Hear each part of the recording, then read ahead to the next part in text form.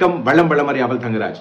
புது வகையான மோசடிகள் நடக்கிறத நாட்டில் பார்க்குறோம். இது ஒரு புது வகையான ஒரு மோசடி நடந்துட்டு இருக்குங்க. கவனமாக இருந்து எல்லாருமே இப்படி பண்றாங்கன்னு சொல்லலை. பட் சில சம்பவங்கள் நடந்ததுனால ஒரு எச்சரிக்கை பதிவாக இதை பதிவிடுகிறோம். வீட்டுக்கு வாடகைக்கு எடுக்கிறதுக்கு பதிலாக சில பேர் லீஸுக்கு எடுக்கிறாங்க. போகியத்துக்கு எடுக்கிறன்னு சொல்லுவாங்க, ஒத்திக்கு எடுக்கிறன்னு சில இடத்துல சொல்லுவாங்க.